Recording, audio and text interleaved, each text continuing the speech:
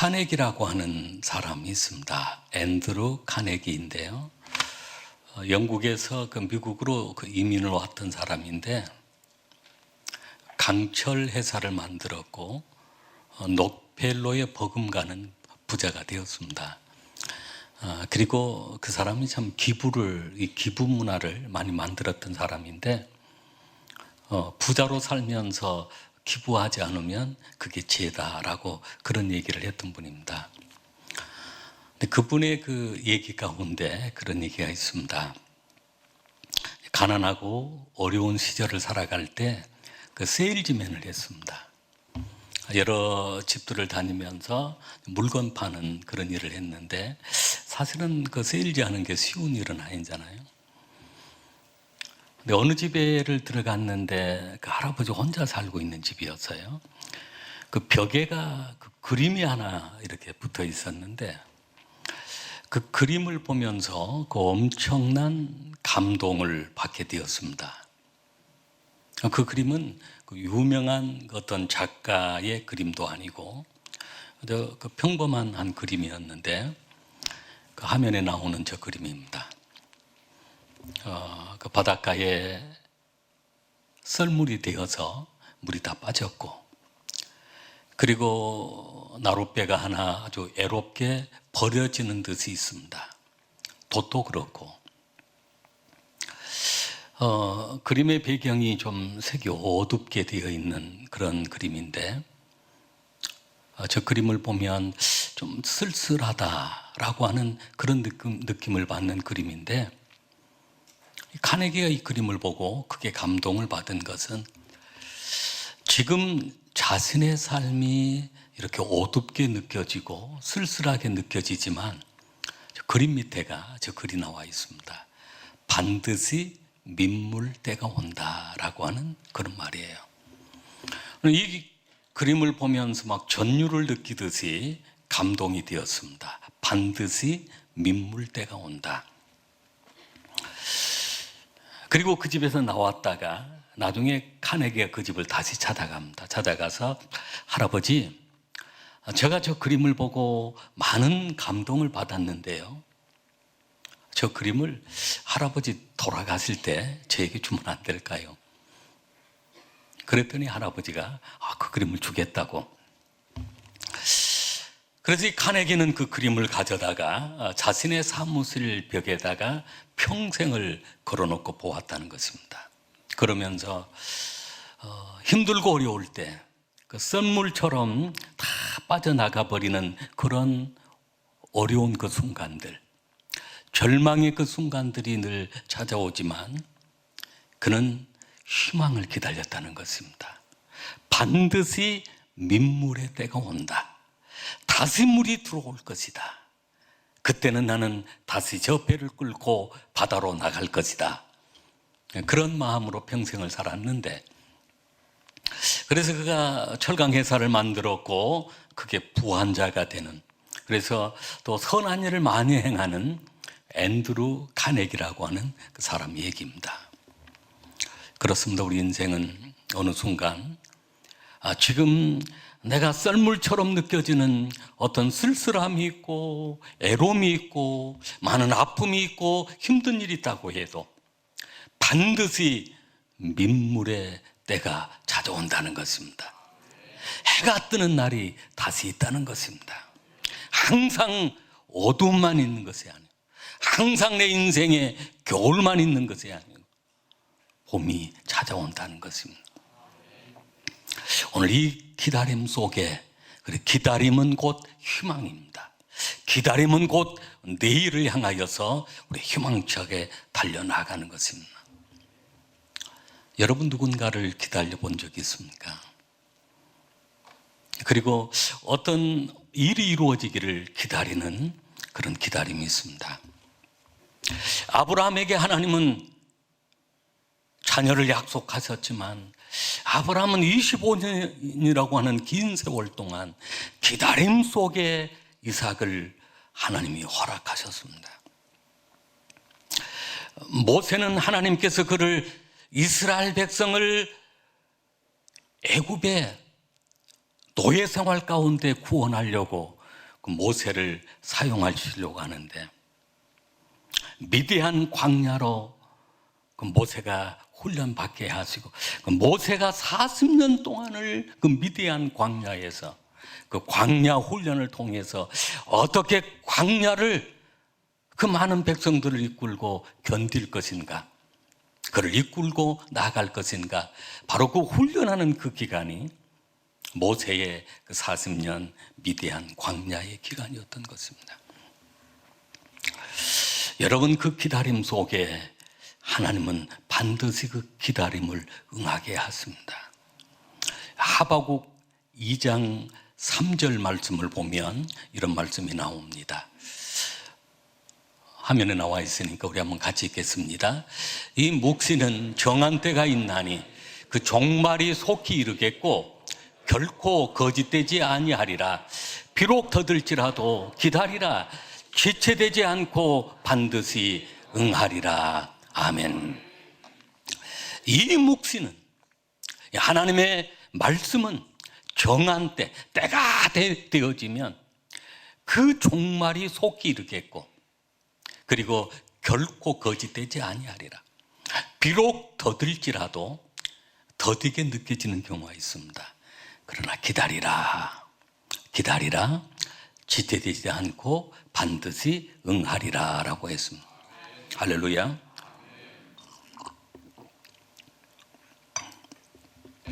오늘 우리가 봉독한 본문의 말씀 속에 그 시몬이라고 하는 사람이 나와요. 하나님이 들으신다라고 하는 그런 이름의 뜻을 가지고 있는데, 이 시몬은 일생 동안 기다림 속에 살았던 사람입니다. 근데 그 기다림이 이루어졌다는 것입니다. 오늘 시몬은 그가 무엇을 기다렸는지, 어떻게 기다렸는지, 그리고 그 기다림 속에서 응답을 통하여 어떤 일을 행하였는지 오늘 우리에게 가르쳐주는 소중한 말씀입니다. 첫째는 이스라엘의 위로를 기다렸습니다. 이스라엘의 참 위로자를 기다린 것입니다.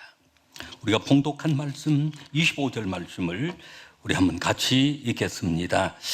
예루살렘에 시몬이라는 사람이 있으니 이 사람은 의롭고 경건하여 이스라엘의 위로를 기다리는 자라. 성령이 그의 위에 계시더라. 아멘. 예루살렘에 시몬이라고 하는 사람이 살고 있었습니다. 그런데 이 사람은 이스라엘의 위로를 기다리는 자라. 이스라엘은 지금 상황이 어떠합니까? 영적인 암흑기가 되어 있었습니다. 400년 동안 하나님의 말씀이 끊기고 선지자의 활동이 끊겨 있는 상황이었습니다. 정치적으로는 로마의 속국이 되어서 어려움을 당하고 있었습니다. 경제적으로는 큰 파탄에 이르러 있는 그런 상황이었습니다. 그때 진정으로 그 이스라엘의 위로가 필요한 것입니다. 그래서 시몬은 이 나라의 민족을 생각하면서, 이스라엘을 생각하면서 하나님 위로자를 보내주십시오. 그 위로자를 통하여 이 땅을, 이 민족을, 이 열방을 구원해 주십시오라고 하며 위로자를 기다리고 있었습니다. 이 땅을 살아가는 모든 사람들은 다 위로가 필요합니다. 오늘 저와 여러분에게도 위로가 필요한 것입니다. 그 위로자를 기다렸습니다. 오늘 주님은 오늘 위로자로 우리에게 찾아오심을 믿습니다. 예수님은 이 땅에 오셔서 수없이 많은 사람들을 위로해 주셨습니다.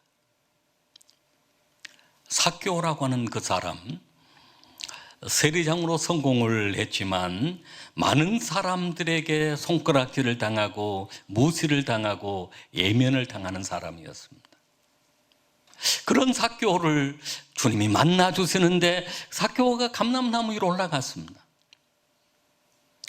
그런 삭개오를 향하여 예수님이 삭개오야 라고 이름을 부르시면서 삭개오야 속히 내려오너라. 오늘 내가 내 집에 유하여야 하겠다. 그 삭개오를 주님이 만나주시고 위로해 주시고 그리고 그 삭개오를 구원해 주신 것입니다.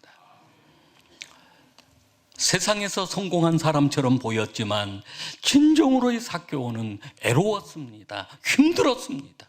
늘 절망 속에 살아갔습니다. 그러나 예수님을 만나 그는 놀라운 변화를 경험하게 되었던 것입니다. 요한복음 4장에 나오는 사마리아 여인을 보면 사마리아 여인 역시도 애로운 여인이었습니다. 절망했습니다. 사람들이 물을 기르러 가는 그 시간에 물을 기르러 갈 수도 없었습니다. 그래서 사람들을 만나면 자신을 향하여 소군대는 것 같고 수군대는 것 같고 손가락질하는 것 같았습니다.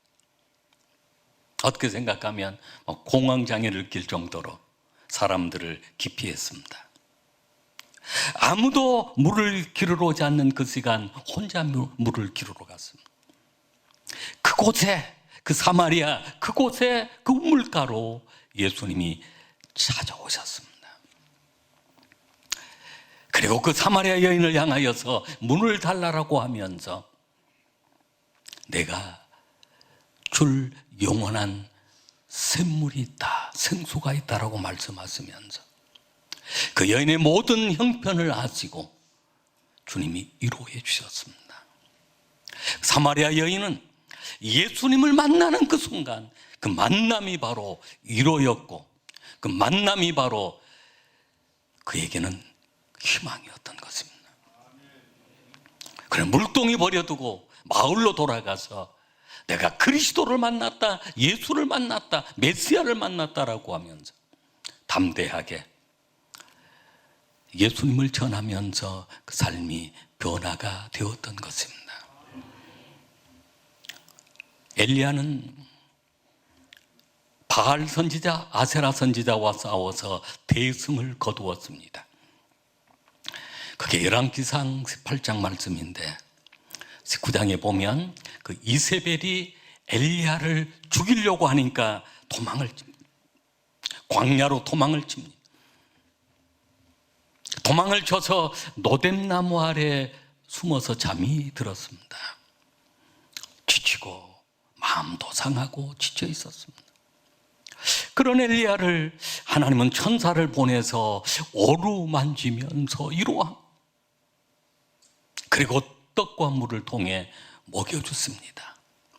어루만지시면서 힘을 내라라고 그 천사를 통해 말씀을 해주시는 것입니다. 여러분, 그렇게 대승을 거두었던 엘리야라도 그러한 이세벨 말 한마디에 도망을 쳐야 하는 그런 약함을 가지고 있습니다. 아무리 강하게 보이는 사람이라도 또 다른 측면은 약함이 있고 고독함이 있고 애로움이 있고 슬픔이 있고 아픔이 있는 것입니다. 오늘 하나님은 우리 한 사람 한 사람 다 위로해 주시길 원하시는 것입니다. 오늘 이 시간도 여러분 한 분 한 분을 하나님이 만나 주시길 원하시고 위로해 주시길 원하시고 치료해 주시길 원하시는 것입니다. 병든 사람에게 무엇이 필요하겠습니까? 건강을 기다리는데 오늘 주님이 찾아오셔서 위로하시고 치료해 주시는 것입니다. 우리 인생의 여러 가지 크고 작은 많은 아픔이나 어려움 속에 오늘 주님은 찾아오셔서 위로해 주신다라고 하는 말씀입니다. 고린도후서 1장 4절 말씀을 보면 하나님은 위로의 하나님이신데 3절에는 위로의 하나님이시라고 말씀하시면서 우리 4절 말씀 우리 한번 같이 읽겠습니다. 우리 모든 환난 중에서 우리를 위로하사 우리로 하여금 하나님께 받는 위로로서 모든 환난 중에 있는 자들을 능히 위로하게 하시는 이시로다. 아멘. 우리의 모든 환난 중에서 사람은 크고 작은 많은 환난들, 많은 고통들, 많은 어려움들이 있습니다. 모든 환난입니다. 우리를 위로하사 위로의 하나님이 우리를 위로하시는 것입니다. 우리로 하여금 하나님께 받는 위로로서 하나님이 우리에게 위로하셔서 그 위로로서 힘을 얻게 하시는데, 모든 환난 중에 있는 자들을, 또 다른 환난 중에 있는 자들을 능히 위로하게 하시는 이시로다. 하나님은 우리 한 사람 한 사람을 세워서 또 다른 사람들을 위로하게 만드는 것입니다. 할렐루야. 그래서 먼저 우리는 위로의 하나님을 만나 위로받아야 하고, 오늘 이 시간도 위로받는 시간이 되시길 바랍니다. 회복되는 시간이 되시길 바랍니다. 그리고 하나님은 오늘 우리를 위로자로 세우셔서 또 다른 눈물 흘린 자들을 향하여, 고통당하는 자들을, 어려움을 당하는 자들을 향하여, 그 모든 환난 중에 있는 자들을 향하여 오늘 우리를 위로자로 세워가시기를 원하시는 것입니다. 할렐루야. 이런 그 시몬, 이스라엘의 위로를 기다렸던 그 시몬. 두 번째는 기다리면서 어떤 자세로 기다렸을까요? 시몬은 의롭고 경건한 삶을 살면서 기다렸다라고 말씀합니다. 우리 25절 말씀 다시 한번 읽겠습니다. 예루살렘에 시몬이라는 사람이 있으니 이 사람은 의롭고 경건하여 이스라엘의 위로를 기다리는 자라. 성령이 그 위에 계시더라. 아멘. 26절 27절 말씀도 같이 읽겠습니다.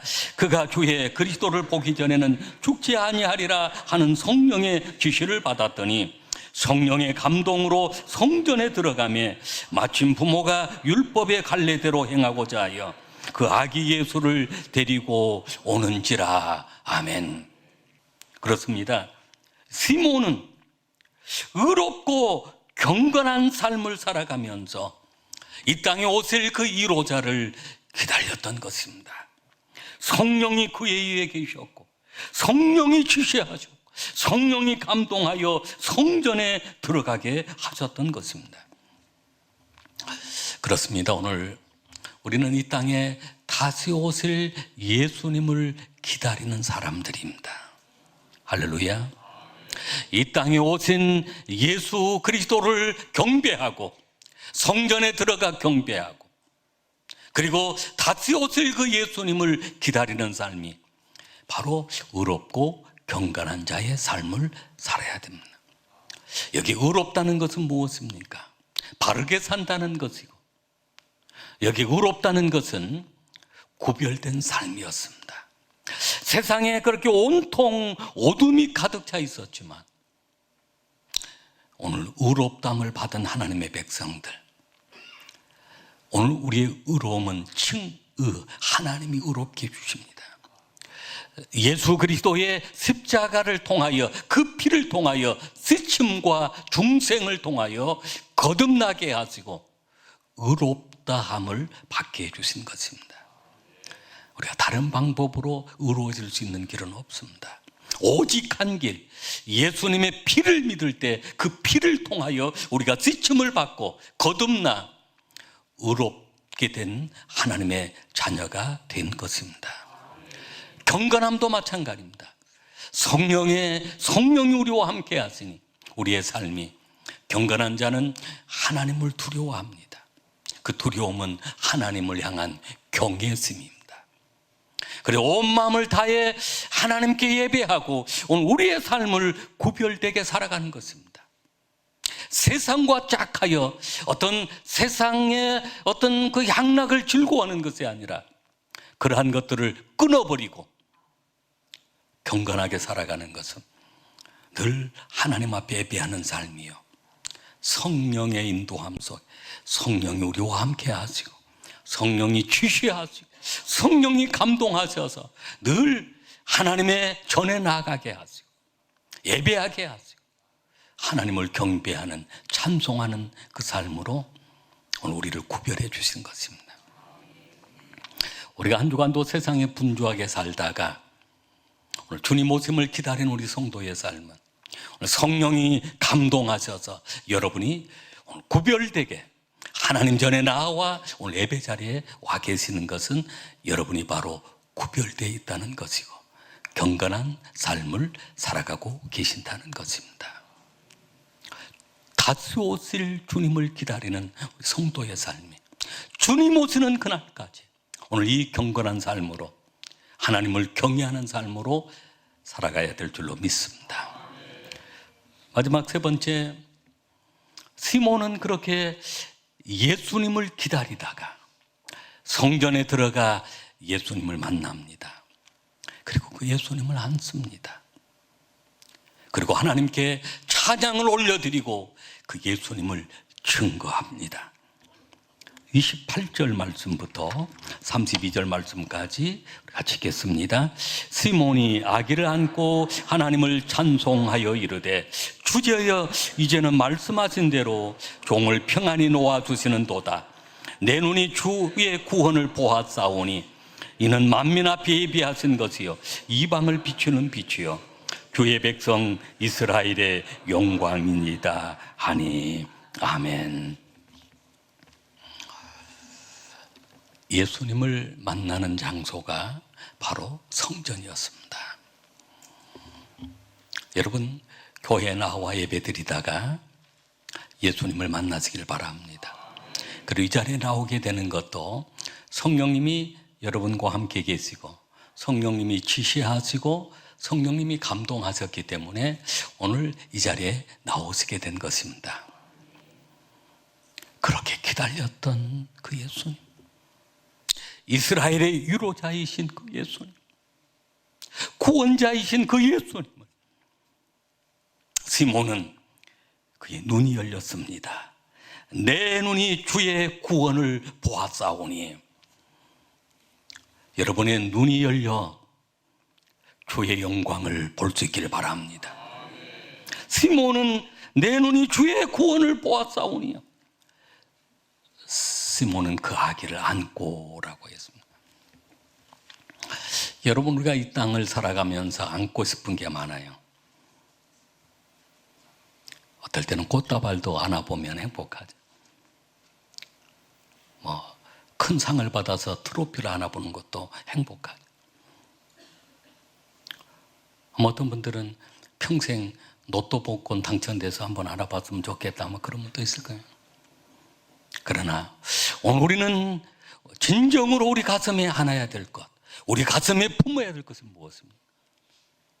만왕의 왕으로 오신 예수님이심을 믿습니다. 오늘 시몬은 그 예수님을 안고 하나님을 찬송하며 이제는 종을 평안히 놓아주시는도다.